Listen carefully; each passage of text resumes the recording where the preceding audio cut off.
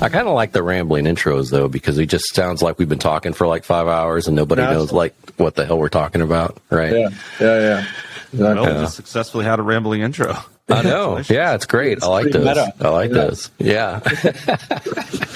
All right, we are back with another episode of the Eclectic Soundtrax podcast.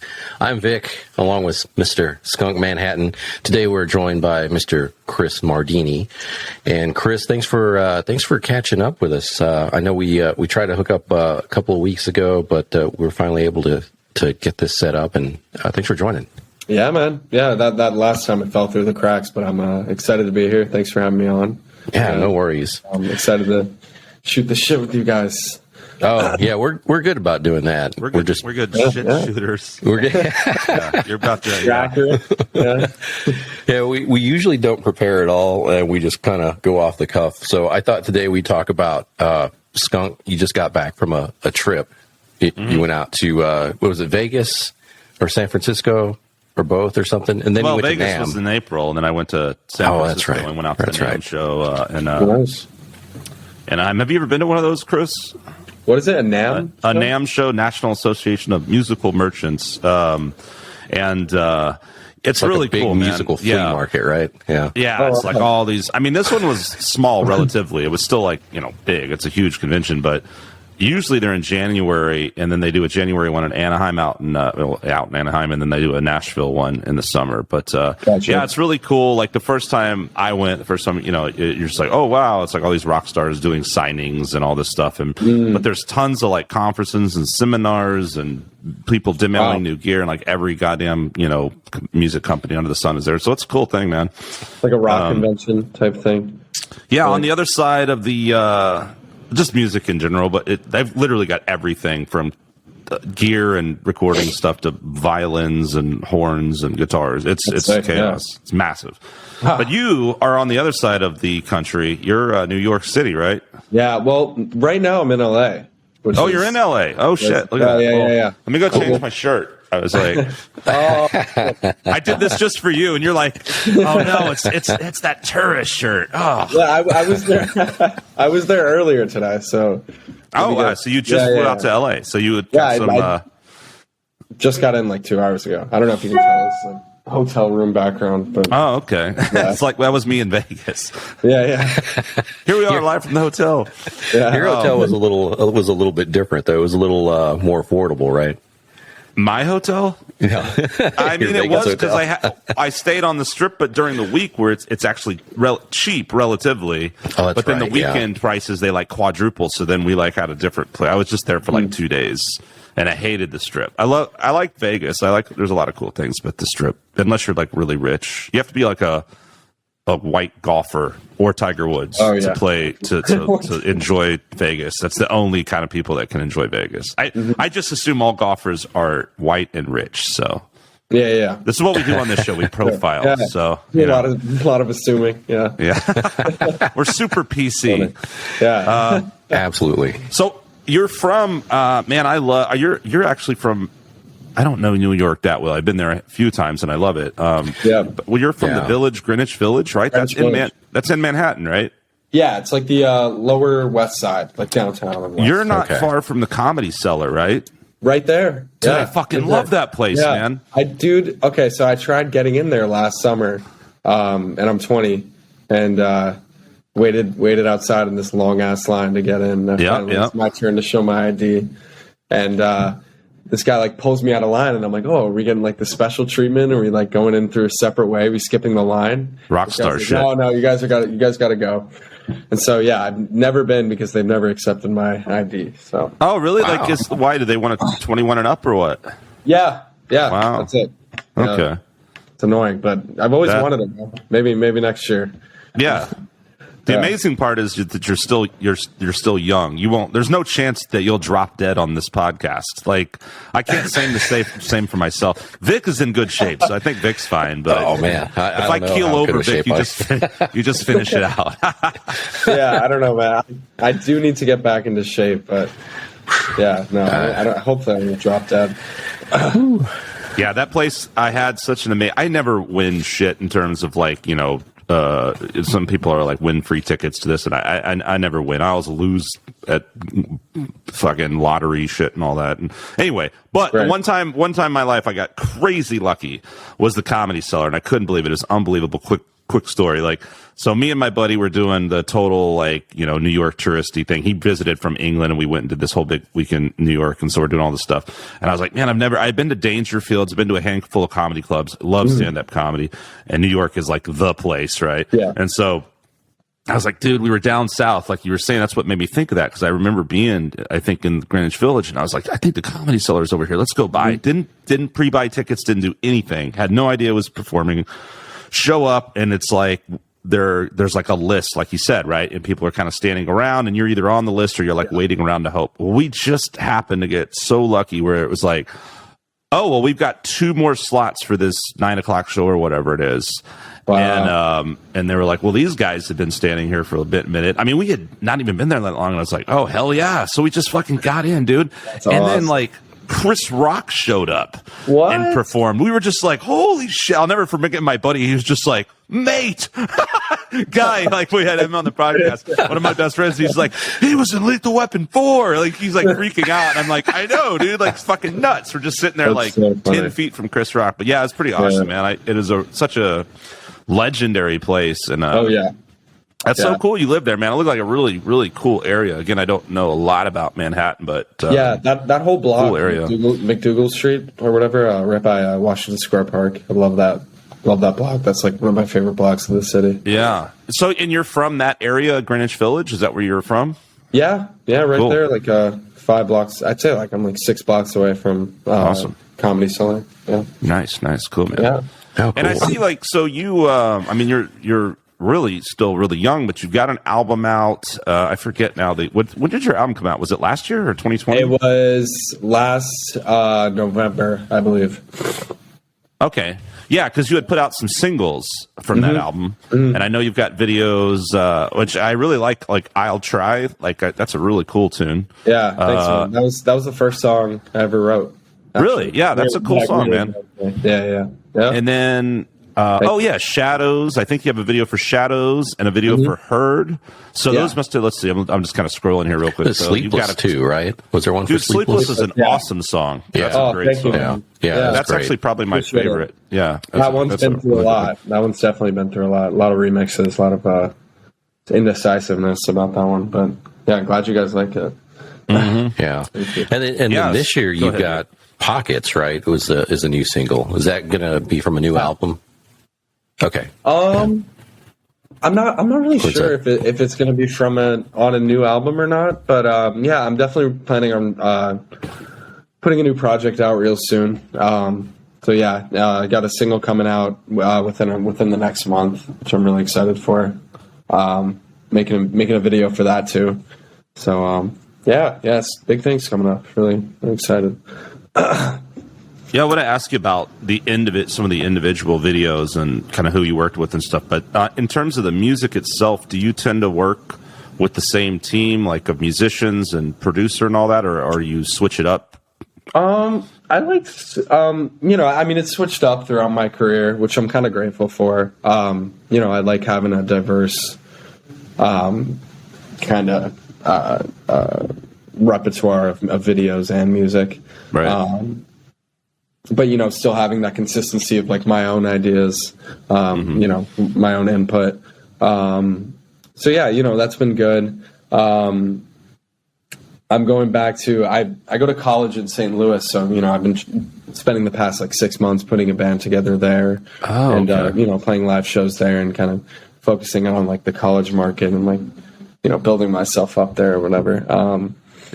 So that's been good. I'm going to be back in St. Louis in like a month just to work on that. Cool. Yeah, it's been good. But you started playing what, I guess when you were like 10 or something, is that right? Yeah, I mean, I've been singing. Yeah, I've been singing ever since like elementary school, 3rd grade type shit. But you also play guitar, right? You play like just different instruments and stuff, but mainly singing guitar. Yeah, guitar and drums. I picked up the guitar when I was in like middle school. Like it was probably like 12, 13. And then drums. Yeah, probably like around the same time. Just always like fiddling around with it. Yeah. And then live, I feel like some of the stuff I've seen, you sing. Sometimes you're just singing, but sometimes you do play guitar live too. Is that right? Yeah, definitely play guitar live. And have you done a lot? Well, now you said you're looking to assemble a band in St. Louis, but obviously you had a band in New York. Did you guys play? And I'm assuming you played a lot around probably the city. Did you do any touring beyond that, or just kind of in that area? Yeah, mostly just stuff within the tri-state area, like Manhattan, New Jersey, all 5 boroughs. You know, I played a show at Brooklyn Bowl, which was really awesome. That was a great time. And recently, over this past semester at college, I opened for the DJ Zed. I saw that. I was going to ask who that was because I don't know who Zed is, but I saw that looked like a big crowd, man. That looked awesome. Yeah, that was a lot of fun. That was probably like the most people I've ever played to. And Zed's like, I met him really briefly. He's like a really cool guy. Pretty big DJ. It was surreal, man. Had a great time. Oh, it's a German DJ. Was he? I guess he lives over here now, or was he just touring the States? Or maybe that's just his roots. I don't know. Like the college booked him, so I don't know if he must have already been in the States, and this, St. Louis was like an easy stop for him. But he didn't tell me. Well, that's so. You said that was in St. Louis where you opened for him? Yeah, at the Washington University campus. Oh, nice. Yeah. Cool, man. Very cool. Does he ride in on a chopper? I wouldn't have been surprised, man. His budget was crazy. He's a baller. Yeah, the lights and stuff were insane. I was just thinking of the of Pulp Fiction, Bruce Willis. Who's Zed, honey? It's like Zed's dead, baby. Zed's dead. There's your joke. That's a great line. Zed is dead. Hopefully he didn't use that guy as inspiration. Yeah, hopefully that's not his pastime. Zed was a naughty boy. He paid the price for it. To say the least. God, what a great movie. There's so many brilliant parts in that movie, but I love that scene where he's about to leave the pawn shop where all the horribleness is going down underneath. And he's like, man, I got to go save this guy. And it's like, first it's like a hammer, and then it's like a fucking baseball bat, and then it's a chainsaw, and then a samurai sword. Like, I love that part. Yeah, it's like, he's trying to decide what to use. Yeah, it's awesome. I think each of the weapons are like a nod to each of Tarantino's later movies or previous movies or something like that. I don't know. Oh, seriously? Yeah. Wow. I don't know. Interesting. Yeah, like the katana was like Kill Bill, and Sure, that makes sense.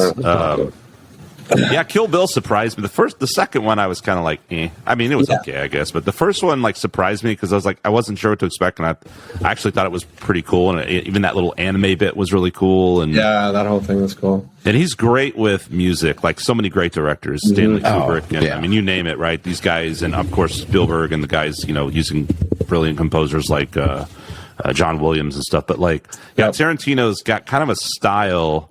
And he's really, especially, kind of this, he always has that kind of spaghetti Western meets just absurd, horror movie, but with really brilliant dialogue and really intelligent dialogue, most of the time too. So I think, I actually recently saw The Hateful Eight, and for the longest time I was like, this thing just looks long and boring, which it's not my favorite Tarantino, but it's not bad. But it's got I always forget this guy's name. God damn it. Ennio Morricone music, which I think he uses a lot of his. He's a big spaghetti Western composer. The soundtrack for that is awesome. And that guy won an Oscar for that.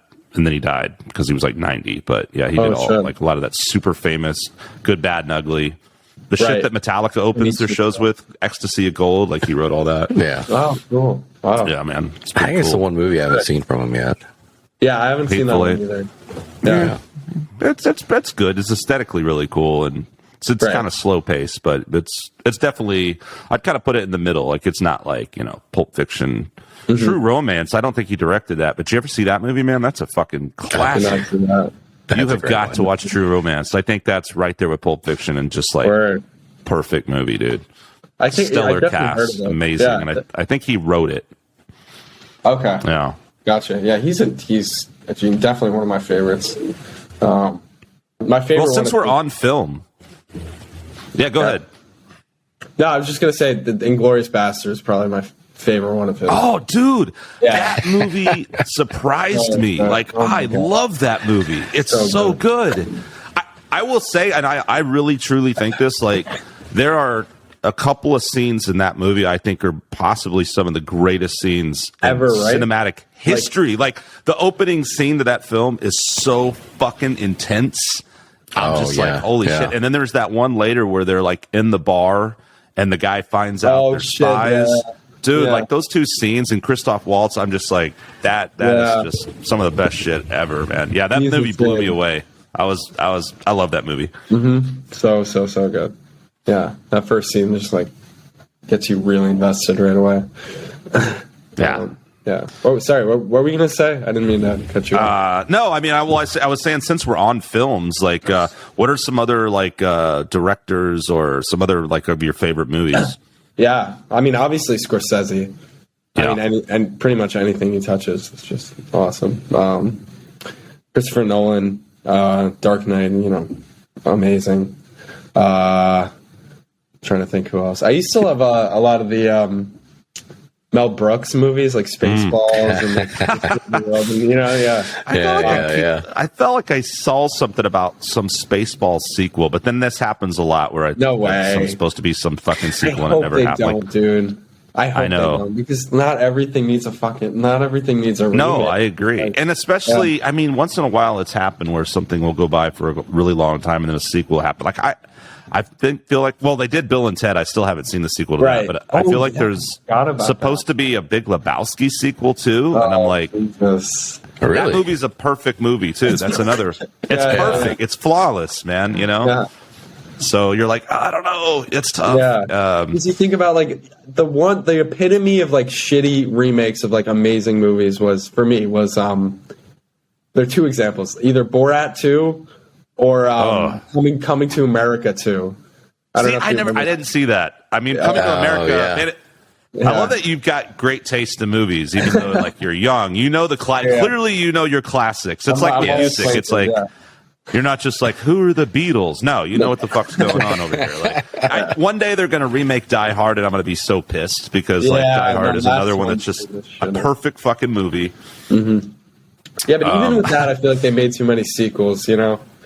Oh God, yes. Die Hard 2 was amazing. Die Hard with a Vengeance. All right, and that's where you stopped. It had Samuel L. Jackson. It was like, okay, fine, cool. Okay, and then all of a sudden, it's like Bruce Willis has a kid, and it's like a grandfather. I don't even know. And Die Hard. My brother said, I didn't even see the last one or whatever. My brother fell asleep in the movie theater, and I'm like, that's not good. Yeah, that tells you nothing. It's so weird because like Bruce Willis is so iconic and amazing, and it sucks to hear that he's retired and the whole thing about all that.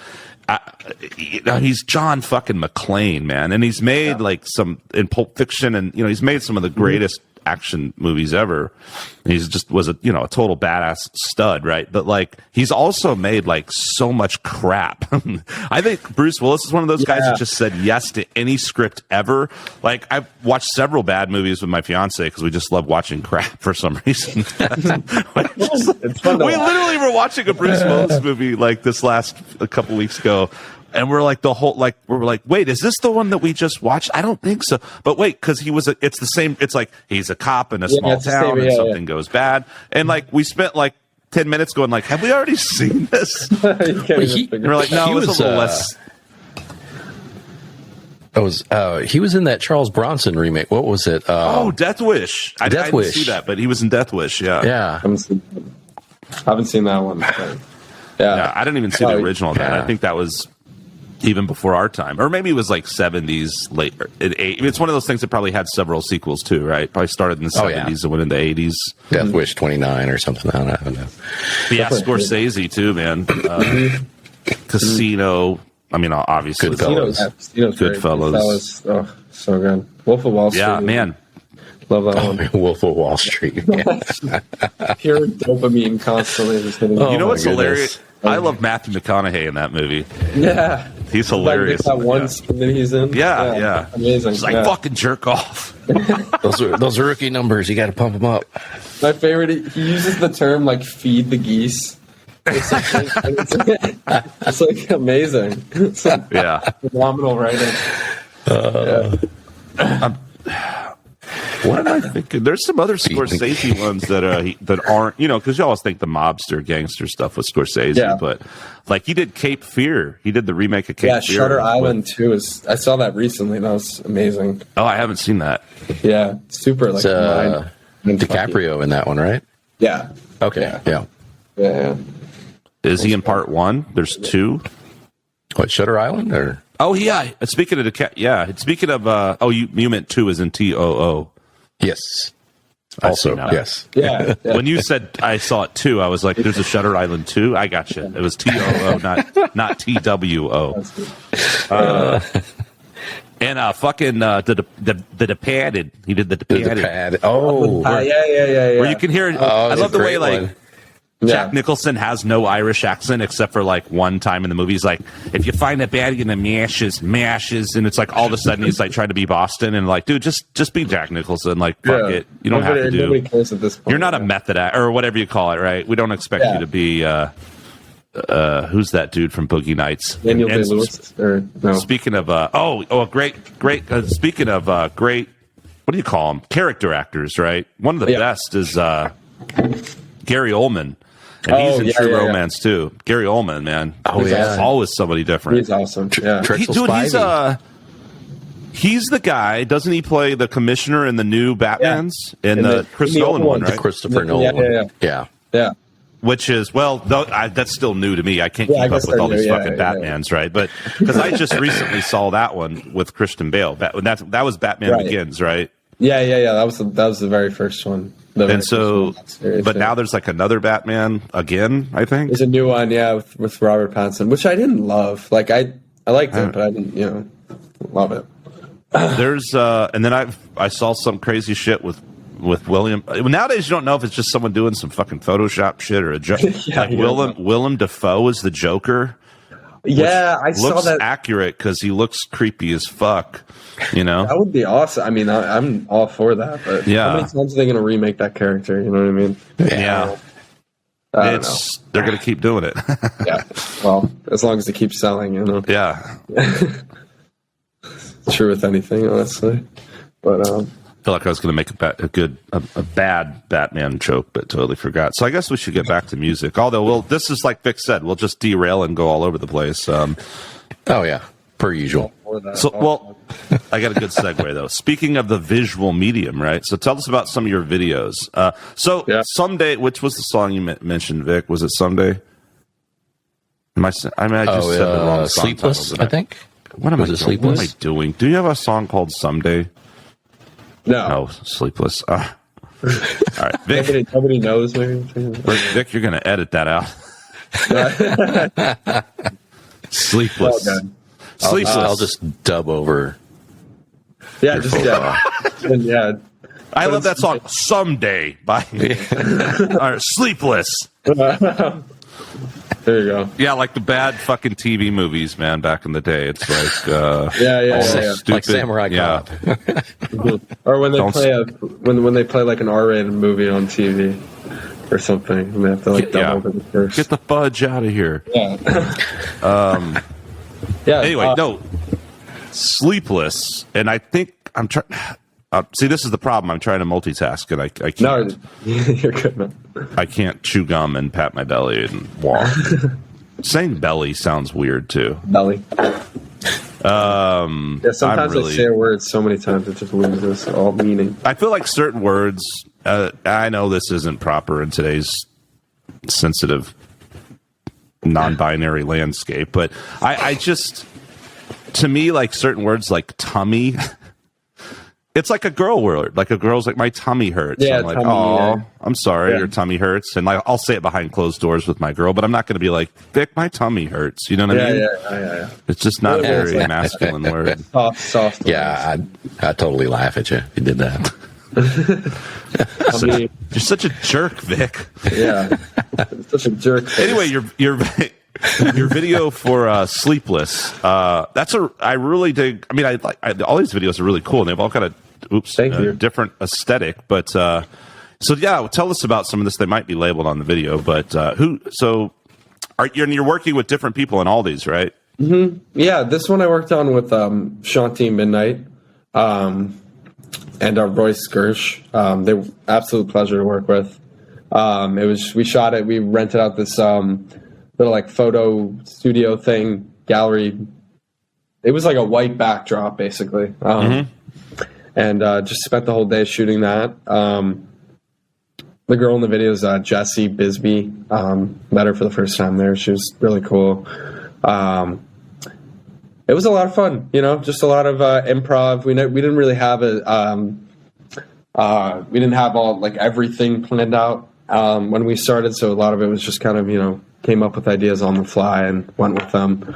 Yeah, I had a really good time that day.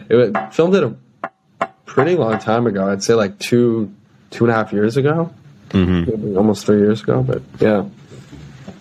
Yeah, I just remember that one. I'm actually looking at YouTube right now. I remember that one because it was just such a clean. There was the look of it I really liked a lot, and then obviously I'll Try, which is the first track I think off your album that we were talking about, and then your new one obviously for Pockets, right? So tell us about that one. Let's go backwards. Yeah, that one was filmed in St. Louis with this guy JT. Juan, and he was a good guy to work with. He has a studio, which is such a pain in the ass to get to. You have to like go behind, but whatever. It's besides the point.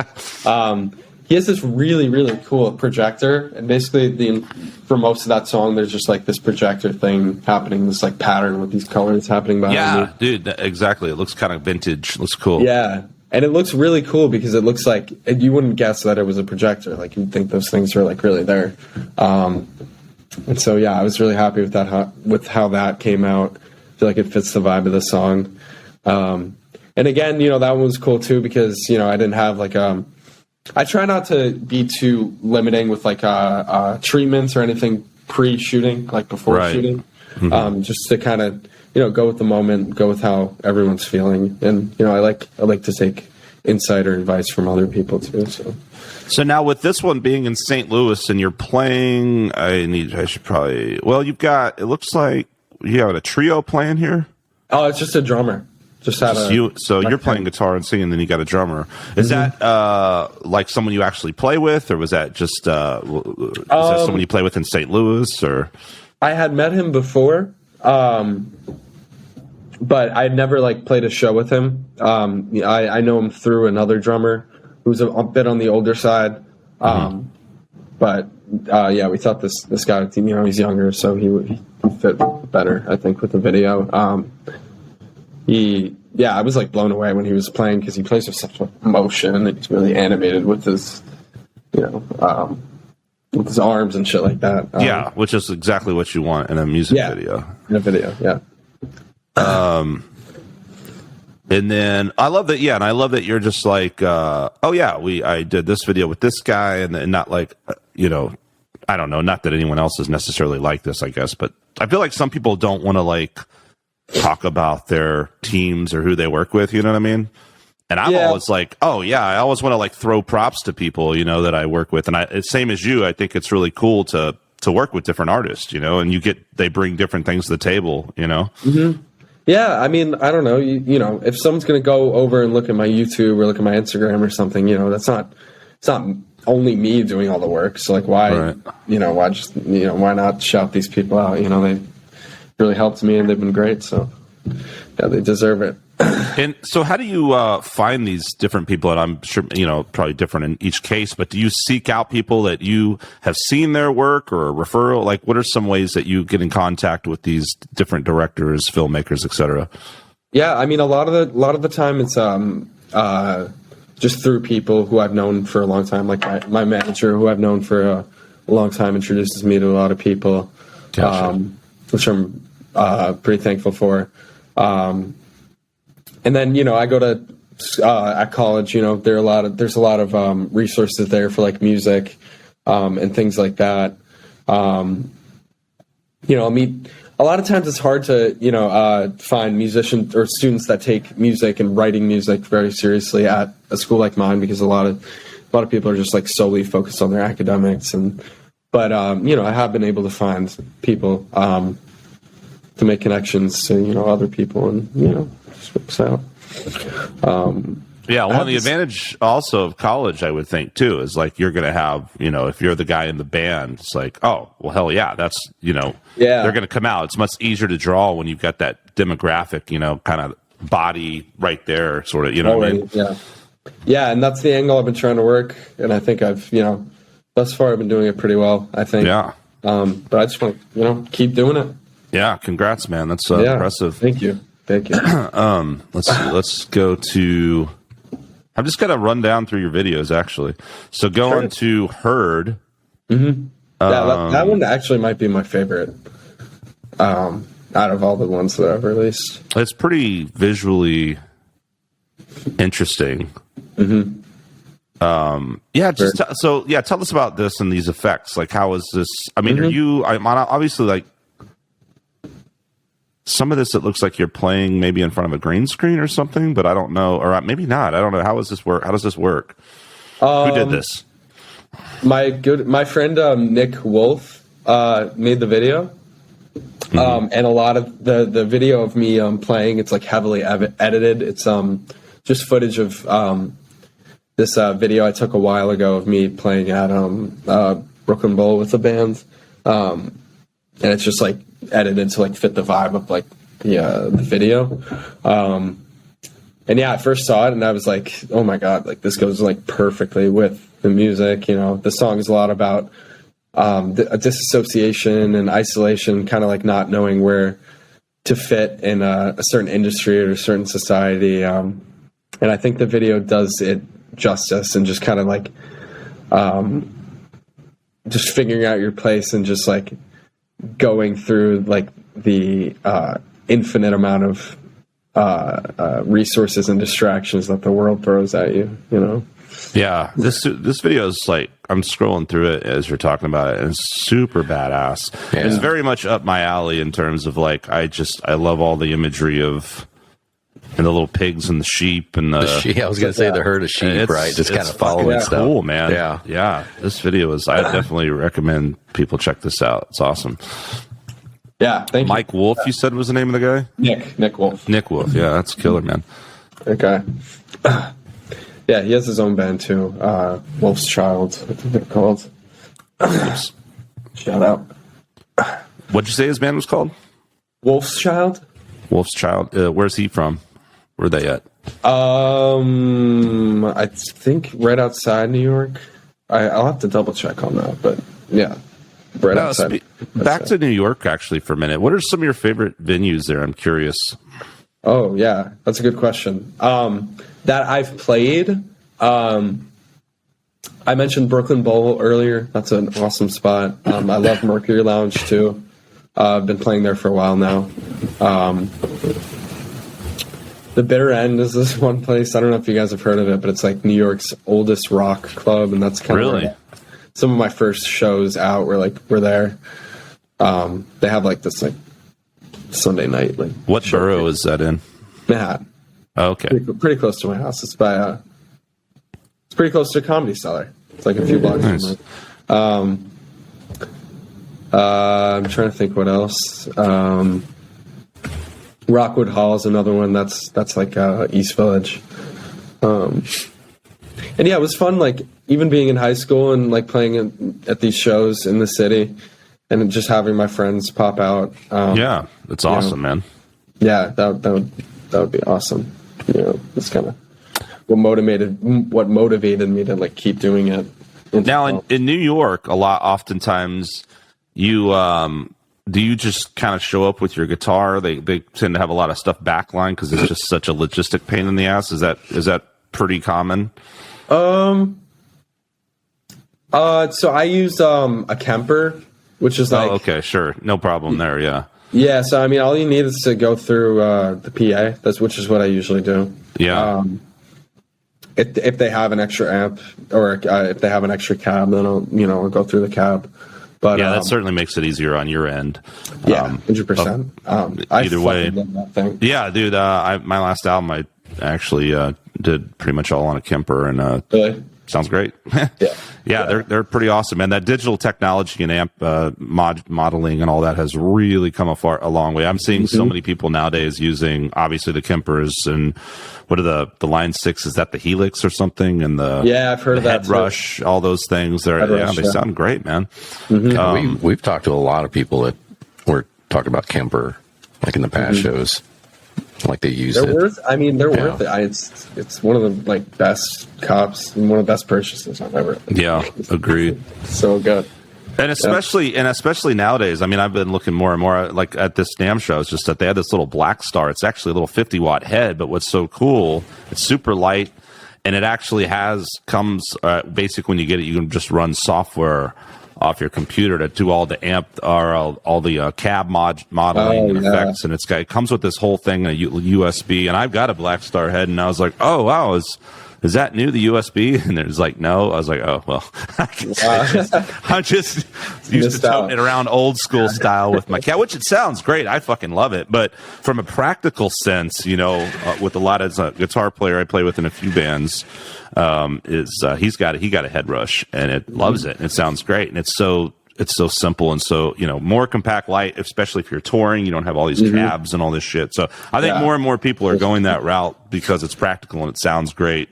All those things. Where were we? Go ahead. Yeah. I was just gonna say, I feel like the trade off between like the actual amps and like something like a Kemper isn't. It's not big enough for me. You know what I mean? Yeah, once upon a time it was, maybe for sure once upon a time, and maybe even 10 years ago, but I think most guys, I'm hearing that, and it's just like all the analog guys, not to say like, I mean, there's, great, have an awesome analog console or tube amp. It's great. Yeah. It's also contingent on what you're playing to a certain extent. And if you can use some killer Fender, whatever in the studio, why not, right? But but the module, but yeah, what's the word I'm looking for? The the simulation stuff now. Like I did a Dumble deal, which is these ridiculously expensive amps. And it's just like, okay, well, it's not a Dumble, but sounds really fucking good. Push a button on a Kemper, and a Mesa and a Diesel and a this and a that. So I mean, yeah, it's pretty amazing, man. And at like so many guys now too, like even the ones that were kind of the old school, so to speak, kind of a bit snobby about the tone snobs, right? Are going, man, the fucking software now like has gotten so good. The plugins have gotten so good. I think it's hard to argue for. And yeah, how many guys, unless you've got like ears of gold, are gonna listen to an album nowadays and be like, oh, that's not. And like then get mad over it or something. Yeah, I feel like a lot of it is you have the dudes that want the vintage tape. They'll swear up and down. Now, I'm not going to say they're wrong, but are we really going to hear that? The fucking 20K. Yeah, I mean, I guess, yeah, exactly. Like it's a fucking dog listening to your album. Like, what are we trying to accomplish here? Yeah. No, you're right. You're definitely right. I mean, especially when when you upload it digitally, like so much of the data just like that's it, man. Yeah, lost. I mean, at the end of the day, one way or another, you're fucking. I mean, it's gotten better, I guess now, but still, you're still going 44/16 with most shit, a whole lot of stuff. So, yeah, agreed. And I think as an artist, I'm sure you would agree. Like, you're always every time I make something. I find like different things I like about different songs and stuff that I've done. Like, I love the beef for that and the low, and then this one's a little shrill and this one's, I mean, nitpicky stuff, right?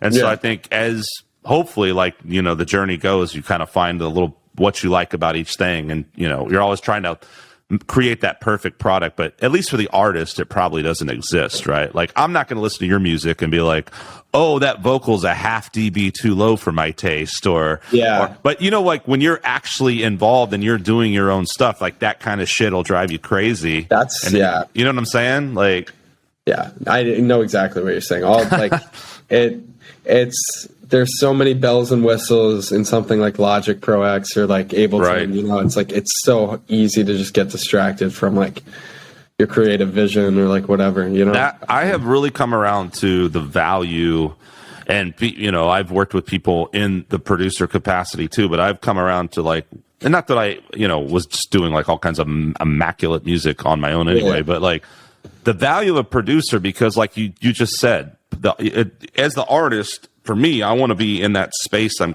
creative. I'm having the ideas. I'm trying to capture these.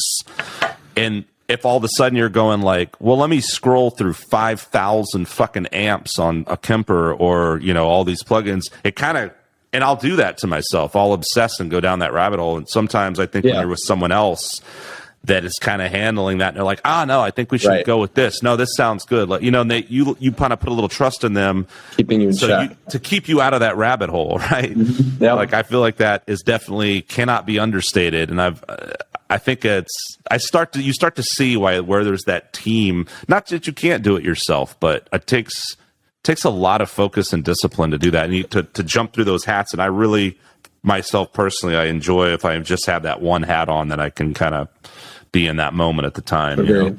Agreed. Yeah, it gets frustrating when you spend like hours and hours and hours, and you just have like this one region that's just like perfect sounding and nothing else. Right. Like, you know, yeah. But you know, I do enjoy like mixing my own shit. I want to keep getting better at it. It's just, for sure. It's hard to when, you know, again, so many features. Yeah. So it's a lot to manage. I mean, sometimes it's like less is more, right? I'm like, oh, good. I only have 4 plugins to choose from, so I can't drive myself insane, you know? Exactly. Yeah. So speaking of that, man, like, I mean, you primarily write your own music, right? I mean, do you have co-writers at all, or do you do most of your writing? I mean, a lot of, I usually write my own stuff, but, you know, I'm not opposed to like sitting down with other people and, you know, just brainstorming and coming up with stuff. A few of the songs I've collaborated with people on.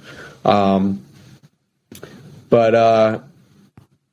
mean, I spent a lot of time in bands before I, you know, started taking on the whole solo thing, like in and out of different bands. And one of the reasons why I decided to kind of just do it solo is because I kind of like the freedom of it just being me. I like the freedom of, you know, maybe not having to consult with like 3-4 other people.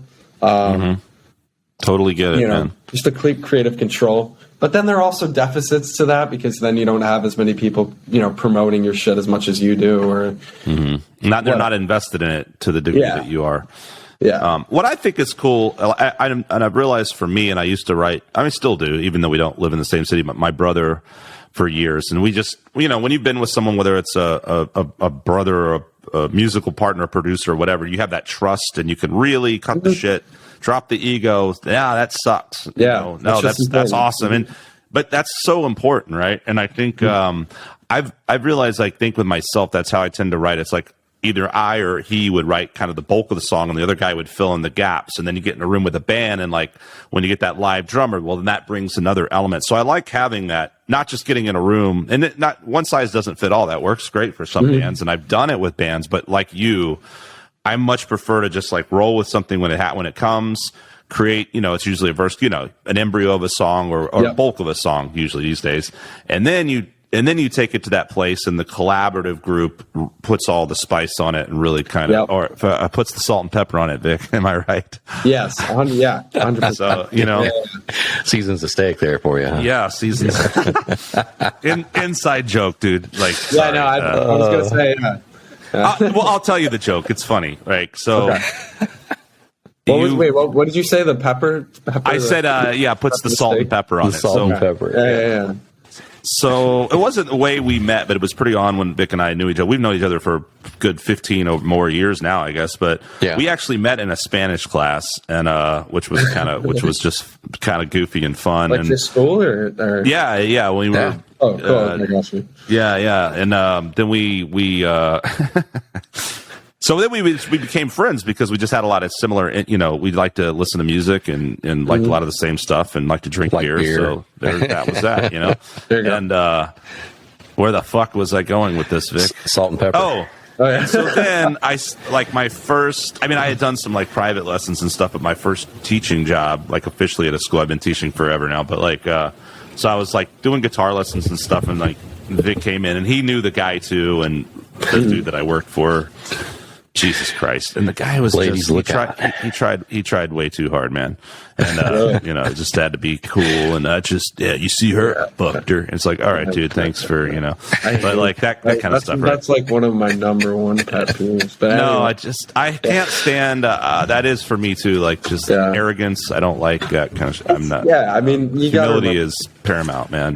Yeah. I wrote a song about that. I don't know awesome. if you heard Grin, but yeah. Yeah, cool. Yeah, we'll talk about that. No. Yeah, finish. So anyway, so I did a gig for this guy, and he was like, it was actually me and my brother, and a bunch of people I knew, including my brother, also worked at the school, and it was awesome actually because it was all these great musicians, but we just had this like micromanager dude, like who was, it's like, dude, just chill the fuck out. We got this. Yeah. Everything's great. But he did this gig and it was like a big birthday show and he was just like, and like whatever and blah, blah. I mean, whatever. And so we go play this thing and he's like, I know. And I was playing keyboards, right? So I get with him and like listening to his music. I'm like, okay, it's, pop stuff. And I'm just kind of messing around. And he's like, can you like take that? Can you like take that keyboard, like kind of like down an octave and like maybe just, dude, I'm like totally fine with direction. It's your song, not mine. That's fine. So I don't have a problem with someone saying, that, but he's like, and just kind of like keep it real simple. He's like, cause I'm the steak, you're the salt and pepper. And I'm like, oh, okay, Mr. Steak. I will. I do not want to over season. So yeah, it sounds like that. I commend your non-douchery, sir. Yeah, that sounds like a no douche kind of guy. We don't like douchebags here on Eclectic Soundtrax. There's a lot in the industry, man. A lot of douchebag. Oh. I'm fucking holding my tongue right now. Jesus Christ! Yeah, I will say that gig was pretty fun because we got to drink a lot and got to sit with all the other. Well, that's good. Well, I got to sit in the audience and watch them play seasoned steak. Yeah, look at that. Everyone in the audience was like, "Look at that salt and pepper up there." Do you feel like there's over seasoning that steak? I need some water. Yeah, too much. Dehydrated. Anyway, well, let's talk about that song. The song about humility and not being a douchebag, right? Is the premise? I guess so. Yeah, I mean, it's called Grin. In high school, I knew a lot of guys who would, just kind of lie, they would just kind of lie about, shit, just, make themselves sound better. And some of them were just, some of them would just like, it would kind of just be obvious. And then at me, I wouldn't be able to say anything. Like, what are you going to be like? No, you're lying. That didn't happen. You didn't do that. Like, no, like you kind of just have to go along with it. Be like, oh, that's cool. Holy Christ. So it's that's just like, so I don't know. It's just like a song, where I could just kind of say everything that I want to say, Nice. Yeah. Love that. Thank you for writing that song. I hope we listen to that one. I used to know a guy, his name was James. I'm not going to say anything else, but his name was James. And he had like his little like minions. It'd be like, he'd say some total bullshit. And then they'd be like, yeah, James, you tell him, James. It's like, okay, where I lived was this town that was like, I mean, I lived like an hour and a half from Houston, right? Mm-hmm. At the absolute fastest, you could get there in like an hour and 15 minutes. And there was this guy, actually it might not have been him, but there was a guy one time saying he made it to Houston in 15 minutes. Like, oh, no way. That's physically impossible. Like even an F1 driver with no traffic on the road could not get to Houston in 15 minutes from this place. And like, it's so awesome, man. But I know what you mean. I was always that guy too that would just be like, wow, really? Yeah. And you're just kind of going along with it. Cause like, who's going to be like, you're full of shit, you fucking asshole. Like, you're like, oh wow, so cool, man. Yeah. But, exactly. And then just and then graduate from high school and write a song about them. That's how you do it as an artist. There you go. Yeah, kill him with songwriting. I don't know. But yeah, Did we talk about, where do we leave off? Heard, awesome video. Pockets, awesome video. Sleepless, which I call Somewhere for no reason. Salt and pepper. Yeah. Salt and pepper. Shadows. Let's talk about Shadows. This video is a lyric video where it looks like. Tell us about what's going on visually with this one. You know, I just kind of wanted to keep it simple for this one. You know, I feel like the song is pretty visceral in and of itself. So I didn't think it needed like an elaborate video or anything like that. Recorded it in my dorm room, and I just had that same guy, Nick Wolf. Just edit some footage of me singing the song in front of like a white wall. My girlfriend filmed it for me, which was cool. So yeah, I kept this one low budget. But it works. It's cool, man. Yeah, I like the way it turned out. All good, you know. Yeah, you kind of got to do that, right? With the videos, like I got a lyric video coming out, and it's like it's cool, it's awesome, but not every video can be this grand story, you know, running around filming and this and that, right? So exactly, but it's impressive how many you actually have out in such a short time. Yeah, I mean, you know, just just figure nowadays it's all about the content, you know. Just gotta get as much as possible. You got to keep it consistent. Yeah. So, what other videos do you have? There's one more, right? Skin Tight is pretty interesting. It's just got the hands, and it looks like it's kind of rotating. Oh yeah, I haven't watched. Yeah, this. that was cool. It was pretty. Yeah, that was a cool idea. Yeah, that one was fun too. Who did this one? Not fun. I think that was also Nick. Yeah. Okay. I can kind of see the common thread there. Yeah. And I really like this guy's work, dude. It's very cool. Yeah, he's the visualization's great. Yeah, he's also a musician too, so super talented. Right, so that helps too, right? He kind of gets he kind of gets the vision. He knows, you know. Yeah, that's a huge. I think that's a huge thing. Same when you're working with guys like and like not all producers are musicians, sort of thing, but I think a lot are, and I think it helps in the communication and just like you said, guys that have a band and have kind of been there, done that, and like just get it a little more, you know. They just know, yeah, they've been there. But that. I think that is that it. There might be one more. No, that might be it. Yeah. There's the retrospective Outlook video, but that was forever ago. What's it called? Retrospective Outlook. Oh, forever ago. That was like 2019, so that wasn't forever ago. But it does feel like forever ago because it literally was a different world. Like, it was a different time. It's crazy. 2019. Hey, by the way, go ahead. Yeah, that was fun. We went to a Brooklyn Sunset Park. It's this like abandoned warehouse or something, and there was just like graffiti everywhere. We just filmed there, and great time. Maybe that. You know what? I think maybe I did see that one. It's probably the one I watched a while back and forgot about it. I think it was like the first video on the channel. So you what I was going to ask too, like when we were talking about recording and everything, and you said you work, are you the songs that you have out now? Those aren't songs that you've actually mixed yourself, are they? No, none of them are. But I have stuff from prior to this point. Mostly what I've done on Logic has just been like demos of those songs. They're like just half-baked versions or But that's huge, being able to get your idea down in demo form, make it sound not just like here I am on a phone. Like it's like well, here's something that we can move with and then you give it to now. When you're playing, like, do you play guitar, drums on your stuff? Do you have session guys? Do you have your band? How does that work, or is it always different? I play guitar. I usually have drummer. It's mostly been this guy Avi Teller, who's he's amazing drummer, great guy too. And then I also have a keyboard player come in. He's like the sound guy. He's like a sonic wizard. He's always got like a sound for something, something sounding cool. Nice. And then also a bass player. He also plays a synth bass, like a electronic bass. Usually just those three guys. They were also in the band for a while when I played in New York. Sorry, get these voice cracks sometimes. Don't worry. Like, even when you're our age, it'll still happen. So it's not even. Unfortunately, it's just at least we're not like we're not like girls you're trying to impress or guys you're trying to impress or whatever. You prefer to impress, yeah. That's right. That's what it is. Isn't it cute? He's nervous, Vic. It's our big podcast. He doesn't want to blow his big moment. This is I mean, don't want to.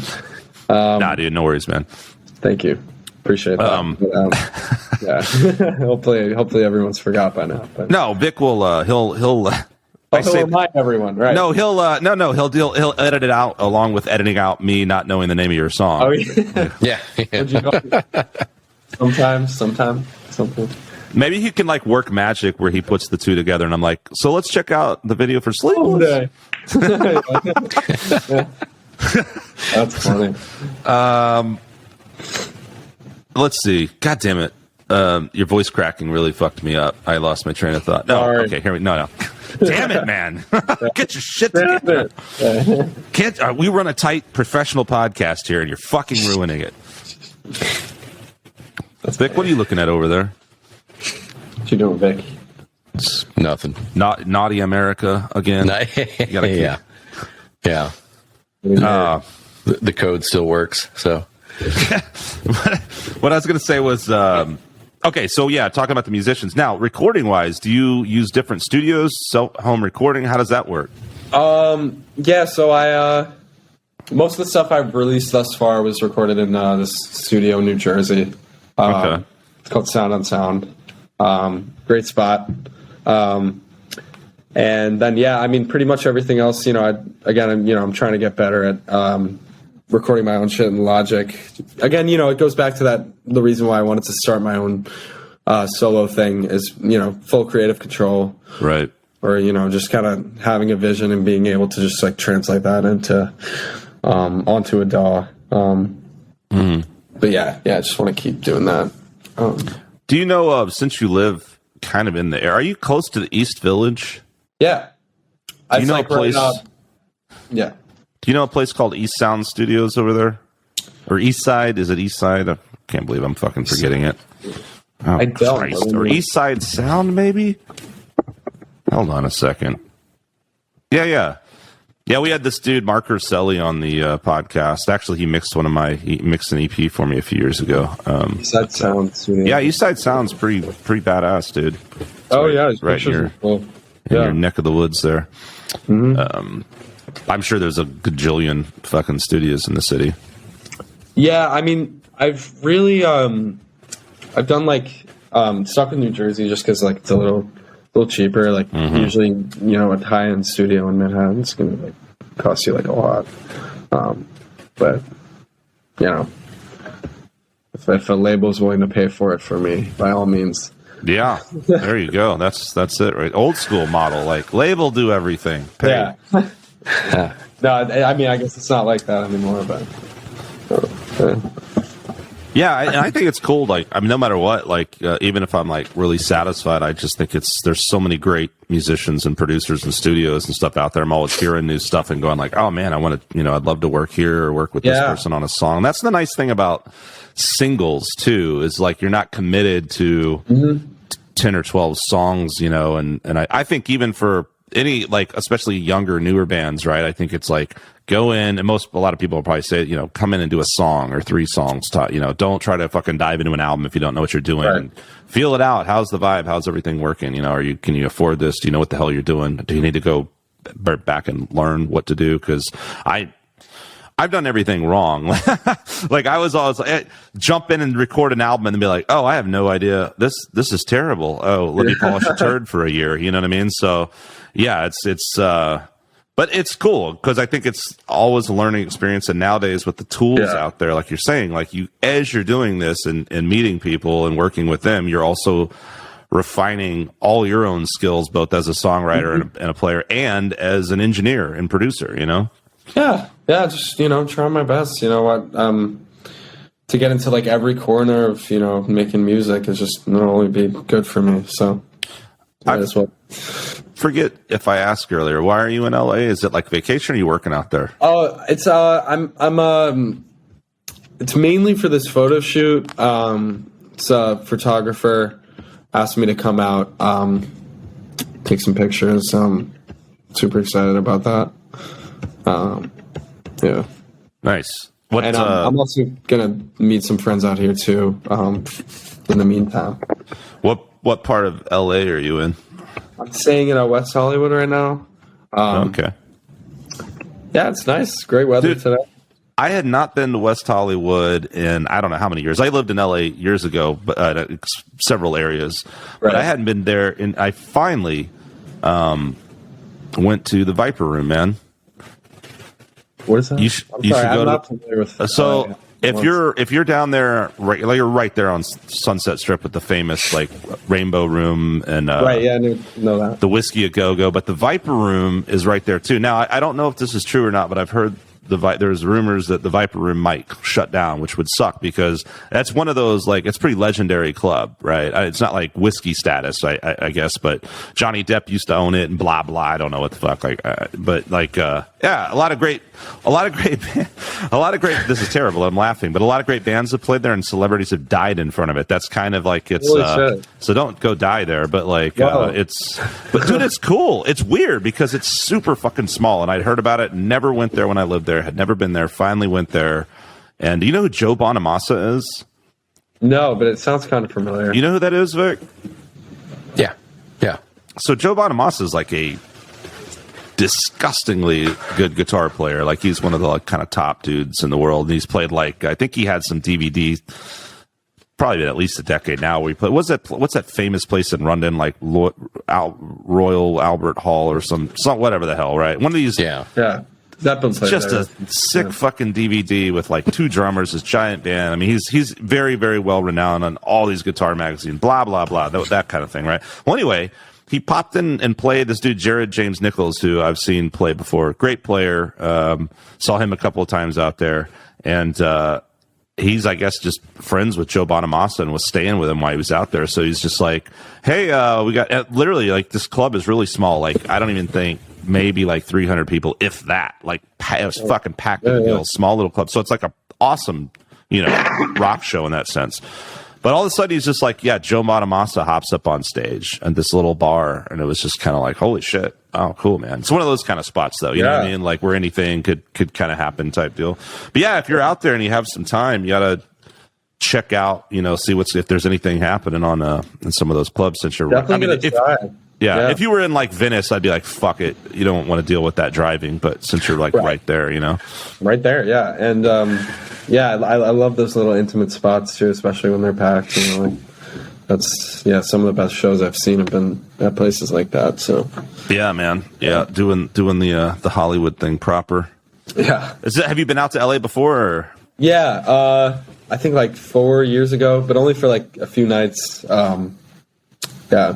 It's a cool city. Looks, I like how like pretty much wherever you look, you see like the hills, which is cool.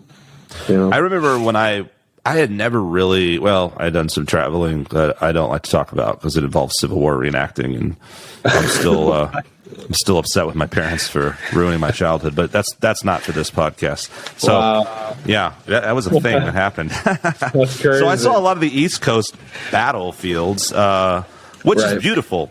I love touring. I love the East Coast. It's beautiful. But I had never been to outside of Houston and some stuff like that. Like I'd never really been to like big cities.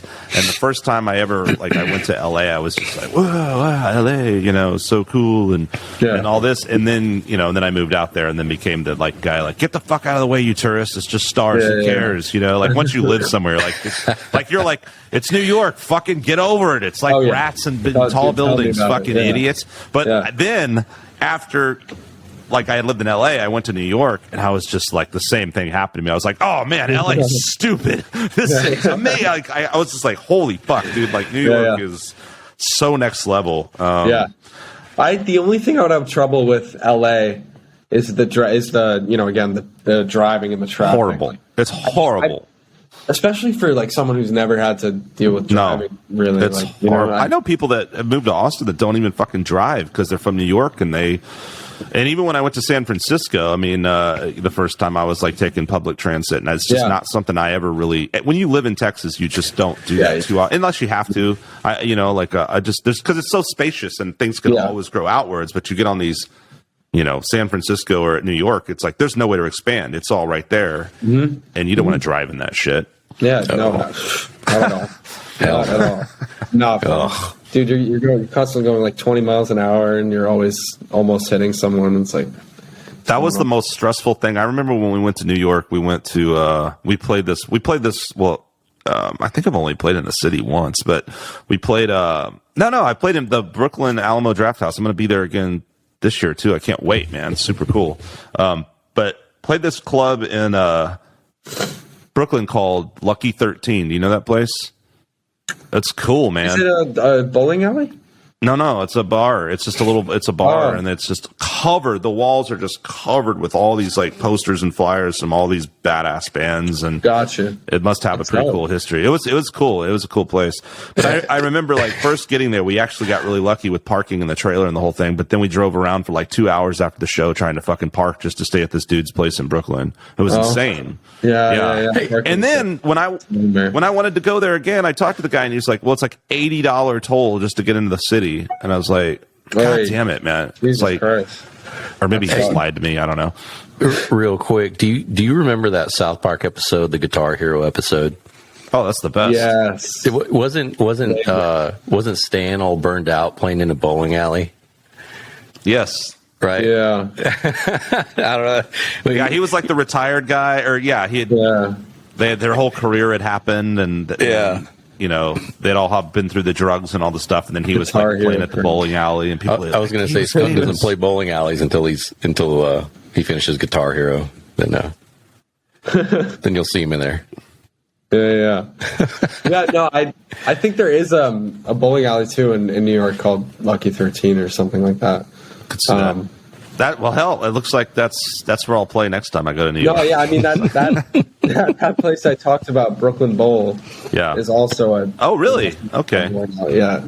So that's interesting. They have so is it like a separate? It's like room? A big stage. No, it's like the stage is like in the same room as. All Dude, that's fucking amazing. Yeah, I've really never heard of that. Vic, have you ever seen this? That's fucking incredible. No. I think they have one. They have one in Texas too. I think. Well, there is. Is it Highball? There is a place that they had here. I don't know if it's still there. And I know they had bowling and they had these little karaoke booths. And I think they had bands, but I don't think that was connected. I think the bands were in a separate spot. But what it sounds like you're saying is there's a bowling alley and there's a fucking live band playing while people bowl, which is amazing. It's right there. Yeah. See, this is why New York is the best. Stop and yeah. It's like they're Brooklyn, Las Vegas, Nashville, and Philadelphia. It's like. Yeah, Nashville's great too. That have what? What are we talking about? The Brooklyn Bowls. Yeah. Oh, okay. Yeah. Sweet, man. I got to go to that place. That sounds like. Well, here's the thing about, and Vegas actually kind of had this too. So this is one thing I do like about Vegas. But I feel like even LA, Austin, like I'm a night guy. The only fucking cities I've ever been to, in New York, hands down, where I can actually go out and like buy not that I would ever buy a pair of jeans or any clothes for myself, but like that's what girlfriends do for you.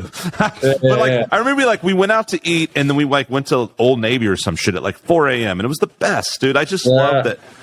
It's like here, it's like you can't do anything after fucking midnight. You know what I mean? Like everything's closed and most people are like, I don't want to do anything anyway, but I don't know. Like, it's nice to be able to go do shit at 2 a.m. if you fucking feel like it. And New York is the shit because it truly never sleeps, man. It's I try not to take that for granted, especially like having been raised there and shit.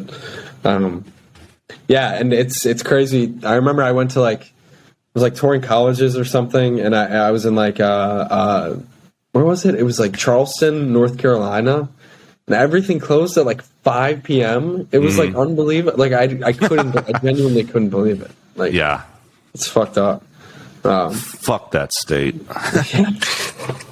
Actually, back to the East Coast though. Like I will say, man, the scenery of those is just absolutely gorgeous. I love North Carolinas and that whole area is like the scenery is incredible. But it's like a trade-off. Like. I mean, ideally, you have like a sweet place in New York, and then you have a getaway, and somewhere in the country. Yeah. It's a trade-off. You don't have much natural beauty in New York. I mean, you got Central Park, I guess, right? Is that but is that natural? Central Park's cool. Natural? I don't even. I don't know. You're right. It probably isn't natural. Yeah. Because I know they have those rocks. They have those like big rocks that are. I know they're fake rocks. So it's like. Well, just like L.A., right? Aren't the palm trees? Wasn't that stuff? That's not native to that area, is it? I don't know. I think it is. We like to just like spread disinformation, misinformation, right? Yeah, I think it's true. Yeah, so palm trees are not native to California. You want to hear an insane, absolutely insane fact? So I forget how many years, but I think it's like 30 years. I think in 30 years, the world will be completely out of helium because it's so light. It's just gonna it's literally all just gonna go out of the atmosphere, and we're gonna have no helium.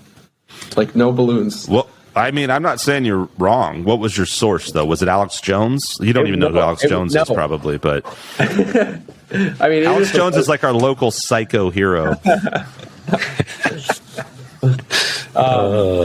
It was the show I watched called Smiling Friends. It's like this animated like comedy show, and they like said that, and they were like, "Oh yeah, that's actually true." And I looked it up. It's like, "Oh shit, oh wow, it's true."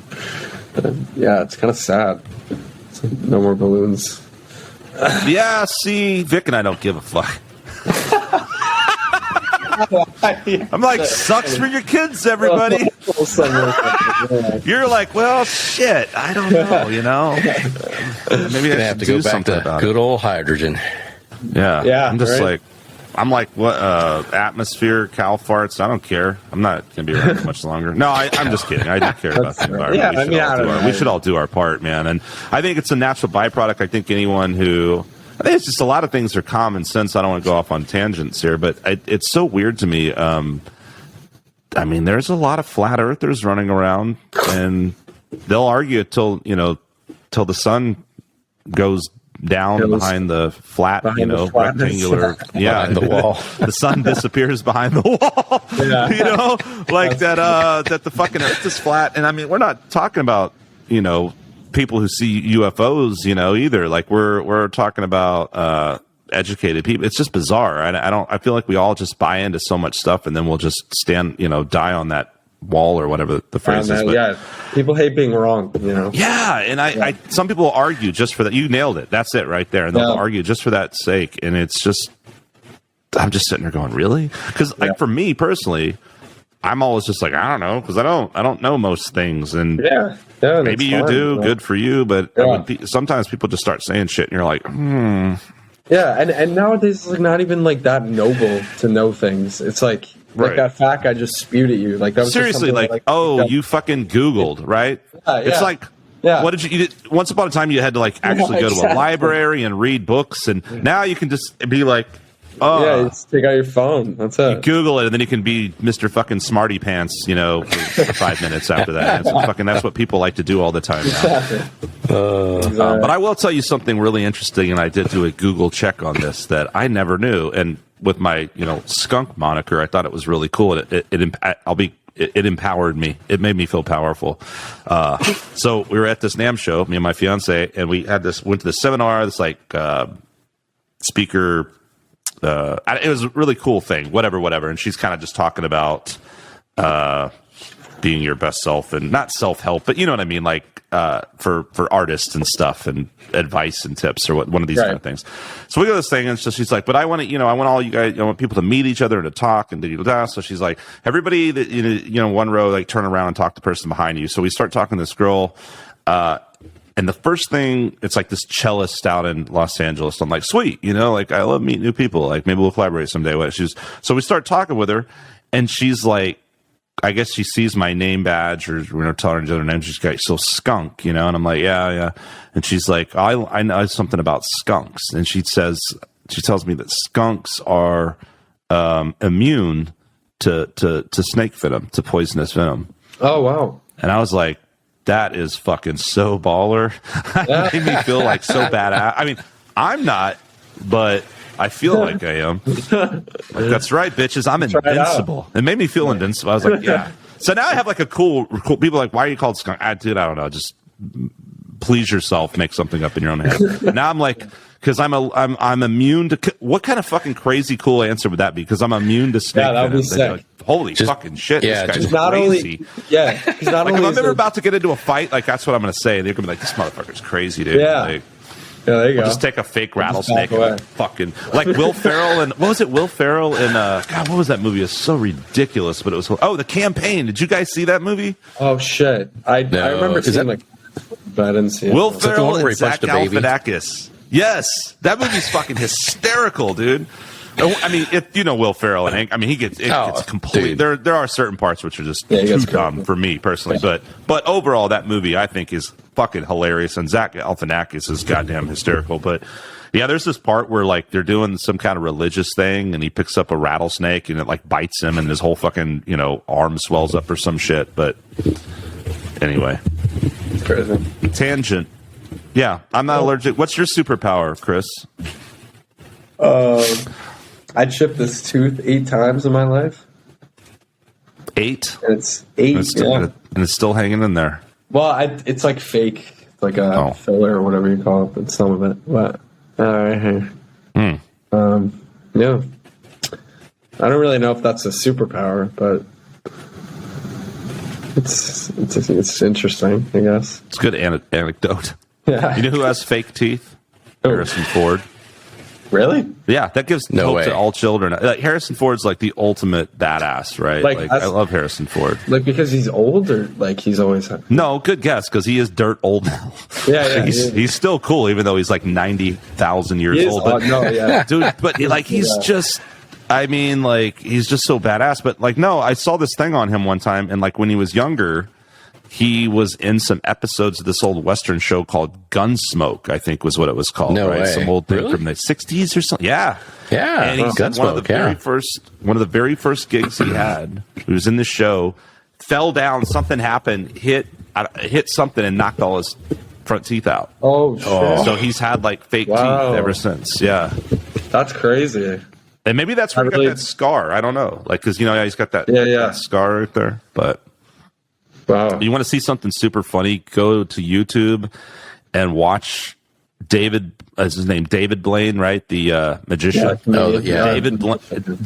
David Blaine with Harrison Ford. That is some funny fucking shit, dude. No shit. Harrison Ford's reaction to David Blaine is amazing. It's the best reaction I've ever seen. I've seen Deion Sanders when he was with the Cowboys. David Blaine went out to Cowboy Stadium for the practice I saw some of that Cowboy shit. Right. And he did a trick, Dude, and you see Deion Sanders just bolt. He's like, "No way, boom!" He just takes off. Yeah, I've seen that. Did you see the one where he's doing stuff for George Bush, and you don't catch it when he's doing it, but then he does something. And he's doing some kind of card trick, right? And he's like, "Okay, like now here, grab these," and then when you watch it again, you're like, you see, oh shit, you see it, and he actually takes his watch off while he's like handing him these cards, and so it's some crazy card shit. So George Bush is already like, oh my god, that's my card, and then he goes, oh, and is this your watch? And he's like, George Bush is like, he took my watch off. Dude, that guy is the shit, man. David Blaine is David Blaine. Oof. Yeah, well, it was creepy. Him, and then Chris Angel was the other freaky dude, right? Yeah, but Chris Angel's corny. Right, I was talking to Foxy about. I think it was her. Maybe I'm misspeaking. That's right. Yeah, because he was out in Vegas, right? Someone was ranting about how they hated Chris Angel. I'm not going to throw her under the bus. Maybe it wasn't her, but someone was, and I was like, yeah, because there were all these ads. He's, I guess, a big Vegas performer, and I'm sure Mind Freak or something. Yeah, I'm sure it's cool, but I just felt like David Blaine came doing the street magic and was super legit, and all of a sudden, then Chris Angel came out looking like a member of Motley Crue, like, and I was just like, I don't know, like. There's a movie with Steve Carell, like the Amazing Burt Wonderstone or something, right? Yeah. But Jim Carrey's in that, and he plays a parody of Chris Angel called something Gray, Stephen Gray or something, the brain rapist.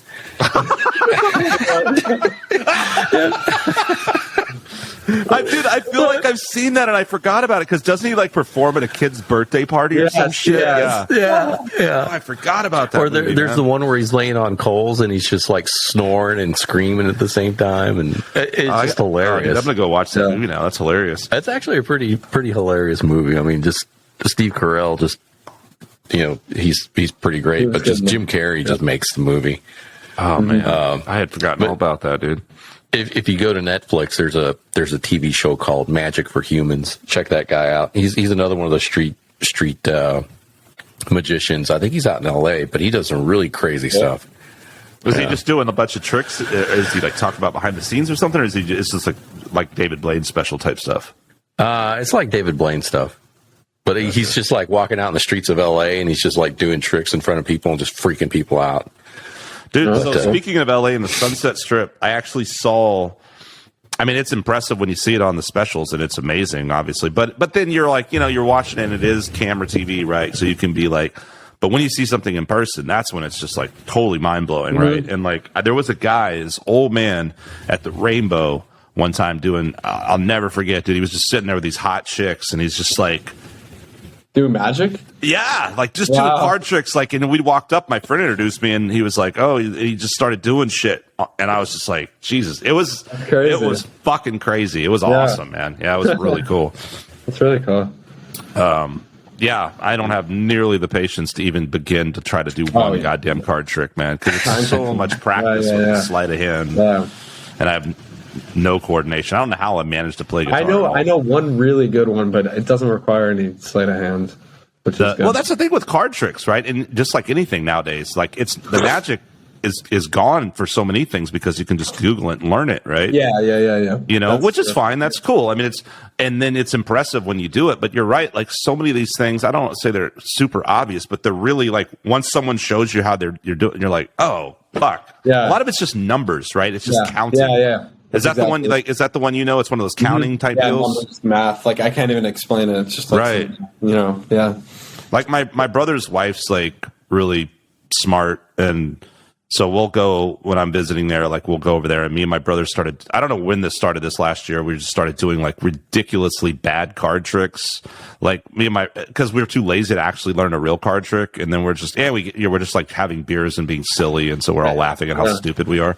But then while we're all fucking around, not actually doing anything for real, she'll like read about a real card trick and then come do it, and we're all like, what? How'd you do that? And then she'll explain it. It's like, oh, that's really cool, but I didn't want to take the 15 minutes myself to actually learn that. The hell with that, man. The hell with learning stuff. Learning stupid. Stupid. My aunts used to like always give me like the aunts or uncles or whoever, they always used to get me like these magic sets for Christmas that I would never even open. Dude, I feel like I got so much crap as a kid. It's my own fault that I wanted. My parents were like generous and I mean, Santa Claus brought it and then I never used, and then I remember we got this little construction set. Like it was all these little thin little boards, right?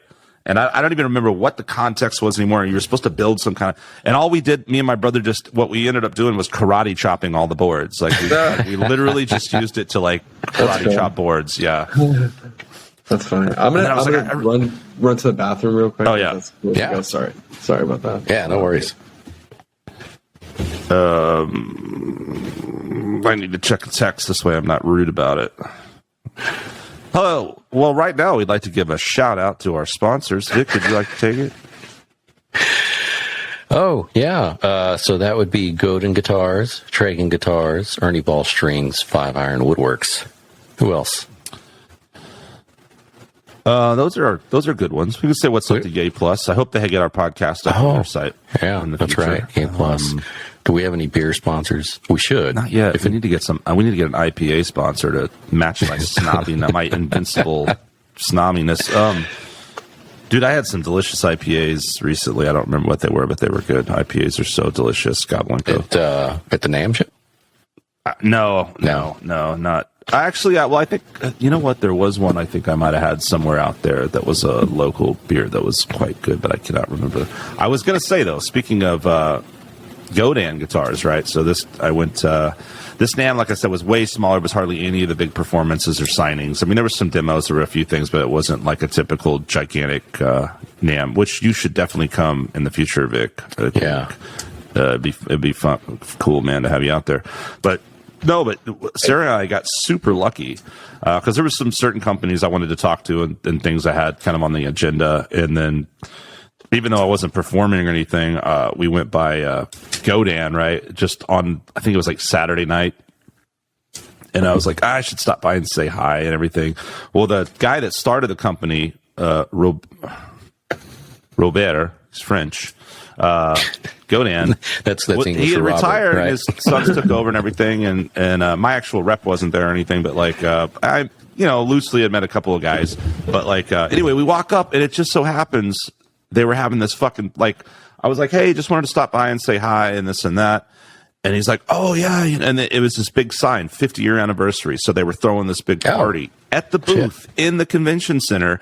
And so we're standing there, and he's like, "Oh, hang out. We're rolling in a bar, and we're like, oh, okay, cool." And all of a sudden, they like literally, I've never seen this, like not like in an after place, like in the convention center, like these people just showed up with like food and drinks, and so we just had this little after go-down party, and like security kept trying to kick us out and shit. And I was like, well, I'm pretty sure these guys probably fucking cleared this, but I'm like, we're with them, like talk to them, like I'm not. Like we're just they thought we were just loitering around or something. But yeah, it was awesome, man. I can't say enough good things about Godan guitars. Hey, by the way, man, Chris, what do you play? Do you have any preferences in guitar and gear, amps? Well, Kemper we already talked about, but like what about guitars? I saw a Telecaster in one of your videos there. Right? Yeah. Oh man, hell yes. Love my Tele. Also love a Strat. You can't really go wrong with either of those. Yep, agreed. I love Mexican Strats too. Mexican and American, they're both very reliable. 100% agree with you. Very, man. very solid. I'm not the biggest Les Paul guy. Not the biggest like Gibson. I'm definitely more of a Fender person. That's pretty much what I play. And then I also I have a Friedman cabinet that I use. I also have you talked about Head Rush. I have a Head Rush cabinet too. Oh, okay. That's interesting. Yeah.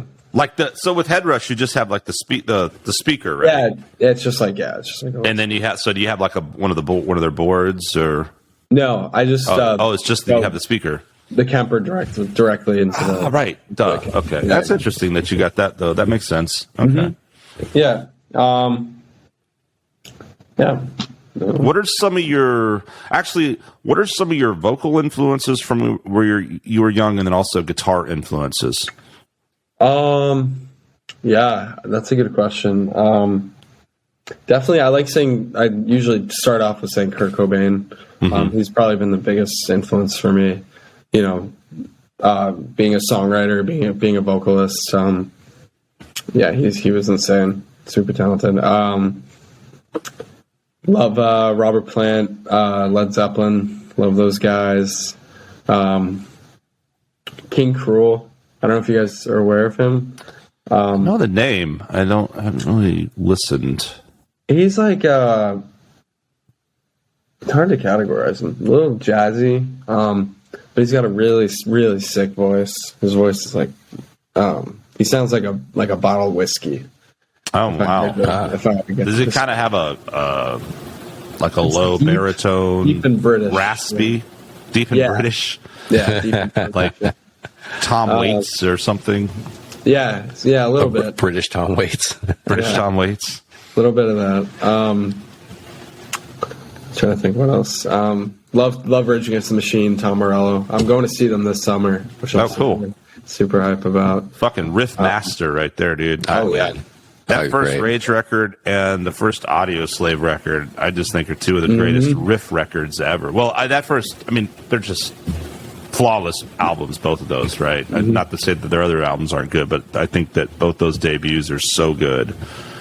Mm-hmm. And he's also like probably, in my opinion, the best guitar technician. I think one of the best ever. Because like just in terms of just like knowing what sounds to use and just like being creative with like what you can do on a fucking guitar. Yeah. Yeah, I love his tone. It works. It's huge. I don't know, man. It's a huge note and there's distortion, but you always get the note and it just sounds fucking mean and I don't know. Yeah, he's got great. He has a sound, definitely. Yeah, he's got a sound. Yeah, for sure. Mm-hmm. Yeah, he's still doing stuff too. Doing his own thing, kind of. I think he came out with the song with Grandson. I don't know if you know who that is, but it I feel like I've heard of a band called, I think maybe Granddaddy, but not Grandson. That's a band, an artist. Is it a single, like yeah, I think it's a guy. Artist or it's an artist, yeah. So. Yeah, I hadn't heard of that. I did see something recently with him. I know he's done collaborations and stuff. And then they had that other, what was that group with like Chuck D or some shit, right? Like Rage, Prophets of Rage. I saw them. Yeah, that was a lot of fun. Yeah. Well, he also had that, was it the Street Sweeper Social Club back in the day, too, with, I can't remember the singer. Is that you talking about Tom Morell? Yeah. I think it was Street Sweeper Social Club, yeah. Yeah, I like the name. Never heard of that, but yeah, I'll check it out.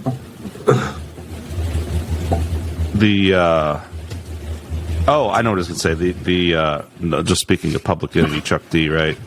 Dude, go listen to the cover of, oh, God, I always forget the name of the song. What is it? Blackout, Chaos, an Hour, Steel, blah, blah. What's that song called, Vic? Like, I don't know why I'm asking you. But something in, God damn it. Anyway, it's this band called Sabotage from South America. I'm sure I brought this up before. And I think it's with Sepultura, and it's fucking awesome. Hang on, God damn it. It's a Public Enemy cover, and it's just sick, man. They're called Sabotage or Sabotage in South America? They're from South America. Oh, okay. Sabotage, hold on, how can I do this? Sepultura. Yeah, okay. Black Steel and the Hour of Chaos, which the original song's cool. Like, it's a Public Enemy song, but man, this cover is sick. So I don't know why I went off on that, but it's not like I'm a giant Public Enemy. I kind of came around on them. So actually, since we're like talking about this now, like one thing about your music that's cool, it's very eclectic, right? It's got a nice blend of pop, rock, a little bit of hip hop, trip hop. I don't know. There's a lot of elements I hear, and it's not like I'm listening and going like, oh, this is this. And I think I read something. I was reading a little bit of your press. Like, you got a lot of good press out there too. Have you worked exclusively with Prospect PR or? Not exclusively, but within the last, like, I'd say year and a half. Cool. Most of them. Yeah. Nice, man. Yeah, I saw that on your website along with, like you mentioned, your management earlier. Yeah. Shout out my man JB. He's awesome. Nice. Yeah, man. Definitely got a good team going there. Your Google search is sweet. Yeah, got a lot of good stuff, a lot of good press. Yep. But yeah, and I think there's a sound. You've got your sound, and it's pulling from a lot of different places. But I'm not ever listening, going like, I don't know. It's interesting, and I think I was back to what I was saying about somewhere. I think you said, I really like what you said. I forget what article or interview it was, but something about it's like, I guess kind of like alt rock, but I hate kind of being put there. There's you want to be put in a box in the music industry, and I think your music's a good example of that, because you're a self artist and you've got the pop stuff and the melodies, and there's that modern sound, but you can tell you're pulling from a lot of different influences. So yeah. Obviously, and hearing you say Nirvana, right, is really cool. I want to talk more about that. And you've got this, alternative rock, for lack of a better word, aspect to you. But what is some stuff in some other genres that are big influences for you, right? Mm-hmm. Or just in general? So just name some more influences. Yeah. I'm super into hip hop. So like Kendrick Lamar, Kanye, Tribe Called Quest, I've been getting into a lot of too recently. Really like Denzel Curry, who has like a great cover of Bulls on Parade by Rage Against the Machine. Oh, really? Yeah. Super into Smashing Pumpkins as well. It's one of the big one I didn't mention. It's always so hard, dude. There's always so many names to choose from. Well, I want to come back to Nirvana. Actually, Smashing Pumpkins is what's two things. So, first Nirvana, right? One thing I will say about Nirvana, like whenever they came out, and they were just like the band that really became the flagship for a generation. Like they just kind of sit at the top of it all because they really broke the mainstream more than anybody. And I wouldn't say they're grunge. You could put them in that moniker. The Seattle. What really was important was that Seattle grunge movement. And so to this day, those are some of my all-time favorite bands. And I see it, whether it's people like Vic and I that came up at that time or generation your age, that it's still having that effect. Kind of like the Beatles, 3-4 generations to it's great shit, and it was pivotal and instrumental in what it did back then, and it's still having that impact. And I think all those bands, for most of us, Soundgarden, Alice in Chains, Pearl Jam, and then Nirvana, obviously being that big one. But one thing about Nirvana, I think they kind of, from especially like a young musician at the time, and you're trying to find it, and of course, there's all the 80s glam rock, which I like a lot of that too, and the Guitar Hero stuff. And then there's the big bands that kind of were doing their own thing before that and after, Metallica's and all that kind of stuff. But all that shit was happening at once. And I think a lot of those bands that were in that spandex makeup, jump kicks, flashy guitar, 80s, got really fucking buried real fast when the Seattle explosion happened. And a lot of those kind of guys, I think back then were like, oh, fuck Nirvana, whatever. And I was, from a guitar player standpoint, a young guitar player, right? It was like, well, they don't really do guitar solos, and there's not this and that. But I will say, I feel like a lot of guys I like, Kurt Cobain, and I love Nirvana. I love Nevermind. I love Bleach. Those two albums in particular are probably my favorites. But he's kind of interesting because it's not as easy to sing as you would think, man. And I found that about a lot of singers. It's like Kurt Cobain actually had a pretty good range, I think, and I think it's actually tough. And try In Bloom is one of my favorite songs, and singing that song was like, fuck, this is harder than I thought it would be. And try to emulate the solo. It's so fucking weird. You know what I mean? So I think he really had a uniqueness that was going on, with that music. So I really do believe he knew, to a degree, he knew what he was doing, he knew he had something, something unique, and I think, it's not unique anymore because it's been copied a zillion times. But at the time, it was like, who was doing that? And you got guys like him who draw from, it was a big, Melvins fan. So many of these guys, Melvins they're not even at the Faith No More level, but I feel like those are bands I highly recommend, by the way, if you don't know their catalogs. I'm a huge Faith No More fan who fucking influenced everything after them.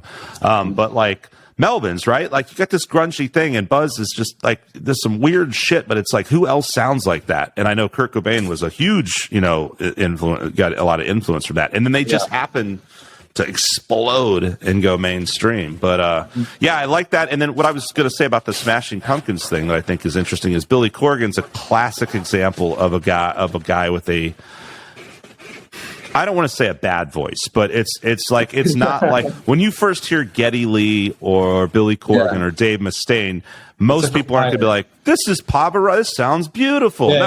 It's you're like, whoa. But that's what ends up making it so cool because it's so unique and so signature. And I think I always like when people bring up those artists because I think that once you kind of get past the jolt sometimes of some of those kind of guys, then you're like, man, you like it that much more because there's no mistaking his voice, whether you like it or not. When you're fucking listening to Billy Corgan, Yeah. It's interesting. I felt that way about Robert Plant for a while, but until I just, fucking got out of that stupid. Well, I don't know. I mean, I feel like maybe back then, I don't know what his contemporaries of Zeppelin, but I don't know how many guys were singing like him. No, Since then, even now, I don't know. Yeah. Even now, who the fuck can sing like that anyway, though, right? What human being can?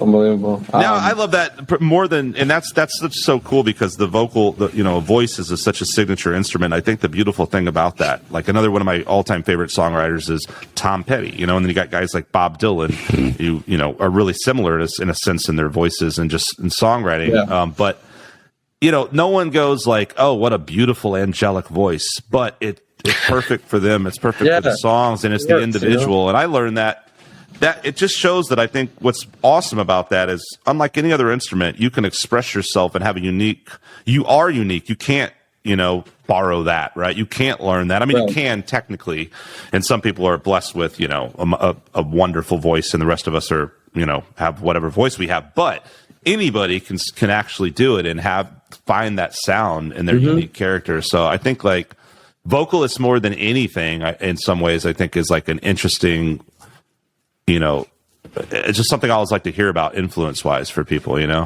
Yeah, me too, man. I mean, yeah. Now your hip hop guys, I'm more old school, so I can't relate. I've heard all the raving about Kendrick Lamar, although I heard someone say they didn't like his new album as much, but I don't really know his stuff.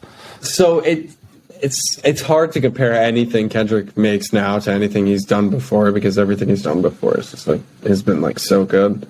But yeah, I mean, I think the past album he just dropped like isn't as good as like any of his other albums he's dropped, but it's not like bad. Yeah. I would say. Yeah, but it's like once Metallica makes Master of Puppets and Black Album, and once it's like, where do you go? Yeah, that's gonna happen. That's the price you pay for making a flawless fucking album. My favorite Metallica album is Kill 'Em All. Don't say Saint Anger. Okay, no, Kill 'Em All. Saint Fair enough. Oh god. I tried. I don't get it, man. Yeah, Kill 'Em All is awesome. That's just like raw.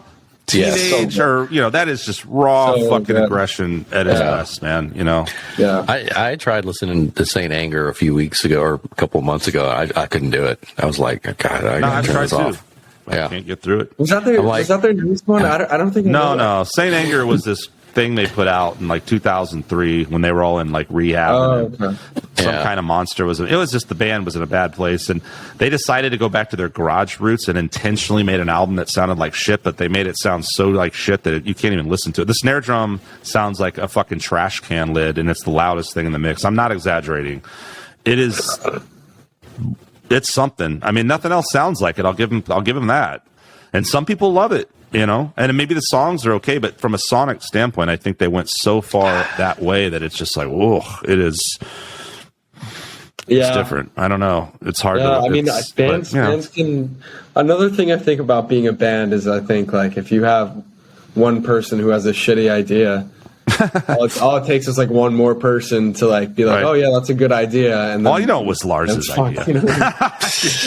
Yeah, like James, we're gonna do this album, James. I used to like do the old Lars when he had hair. You could impersonate him, James. Now it's like he's me, like adjusting to say James. But yeah, I don't know. I mean, look, I will give props though to as an artist. Go for it, man. Expand, try it. I'm all for it. Not everything maybe is going to work. So I don't have a problem with it. God, I'm not fucking Metallica. What? Yeah. It's my fucking opinion matter, right? They're going to do what they do. But yeah, I mean, I don't know. Like it's very, very different album. I'll say that. Yeah. But anyway, man. Nice. So the hip hop, what are some other stuff? Got any like Guitar Hero influences? Did we talk about that? Like songs that I would pick on Guitar Hero. No. I mean like guitar, like guitar player. Yeah, Jimmy Page, huge one. Jimi Hendrix. I love Randy Rhoads too. Mm-hmm. He's a big one for me. John Frusciante, huge one for me. Those are all correct answers, by the way. Yeah. John Frusciante. Nick Jonas, obviously. No. Nick Jonas, man. You can't see it right now because it looks like Vic's got the background blacked out, but he's got a big Nick Jonas poster. Oh, I'm sure he does. Behind him. Yeah, absolutely. Yeah. It's we were talking about boy bands on a recent podcast. I don't know. Was Jonas Brothers a boy band? Not really, I guess. Were they? They're like more like Hanson or something. I don't know. They were like. What makes them? I don't know. I don't know much about them. But anyway, wow, they're a little old for me. Awkward silence of three guys trying to think of anything to say about the Jonas Brothers. Okay. Edit number 3. I should start time stamping our edits. By the way, we don't actually edit anything, so we're way too lazy for that. So this will all be in there. I was going to say they were on an episode of South Park, I think. Probably Jonas Brothers. Yeah, I remember that one. South Park's like The Simpsons at this point. It's been around for so fucking long. It's a Mickey Mouse episode. That's right. That sounds vaguely familiar. Like he beat them up because they wouldn't go out and make him money. Yeah. Mickey Mouse beat up Nick. That sounds familiar. Is that? Yeah, he like beat up Nick Jonas. Because they were one of the Jonas. The whole thing. Yeah. I love the way like we talk about bands and artists, and then somehow we always get into like boy bands. Vic. What's going on with that? Well, no, South Park too. Vic brings up South Park real quickly to divert from the fact that we were talking about boy bands. Yeah, I mean it's easy. What's your favorite boy band? On the spot, you have to name it. Me? Yeah. It's a tough call. It's tough. There's so many good boy bands, right? Are you old school? Are you an old school New Kids guy, or? I mean, I like. I don't mind like the Backstreet Boys, maybe. I guess. I'm sure they're all good, right? Speaking of Vegas, they were just playing. The Beastie Boys, the boy band. Oh, dude! Did you just say that? That's the most best thing anyone's ever said on this podcast. Are the Beastie Boys a boy band? I don't know. Fucking dude, this is going to be the most listened to podcast we ever did because I'm going to fucking quote that bitch and put it, and people are like, I got to hear this fucking thing. Yeah. That's amazing. That is amazing. So, then, yeah, probably the Beastie Boys. Yeah. Oh my God. Well, there you go. I think that's actually, you know what, man? That's a great answer. When someone throws that at you and you're like, the Beastie Boys, and then, hey, they got boys in the name. Yeah. You answered the question. Yeah. That's a great answer. They are boys. Yeah. So I'm sticking with it, That's good stuff, man. Good stuff. Well, sir, man, see, this is what happens, right? We can just ramble and ramble because it's like man. I'm super. I'm all for it. It's good times, good chats. All good with our good friend here, Chris Mardini. Yeah, dude. Martini with a D. Rick, I appreciate you guys for having me on. Really, I do. So you got a .com, right? You got obviously a website, and I think that spins out to your socials. And what's cool about that, you got press on there. I think you've got videos on there, but I definitely say everyone should definitely visit your YouTube page because you got these killer videos, man. Props to Nick Wolf and the guys you've been working with. Yeah, and man, dig your music. Really cool stuff, man. You're slaying, brother. Keep up the good work. Thank you, guys. Yeah, again, thank you so much for having me on. It was great. Again, shooting the shit with you, rambling, whatever you want to call it. It was great. We'll have to do it again, man. I'll be on tour and up in New York in October. I don't know if you'll be around, but I'll let you know when I'm going to be up in there. I may be around, but yeah, shoot me a text, shoot me whatever. Or you may be in St. Louis then, huh? Yeah, I'm back and forth though. Sometimes, back and forth. So yeah. Never know. I don't know if we're playing there or not, but yeah, I'll hit you up, man. Great having you on the podcast. And, man.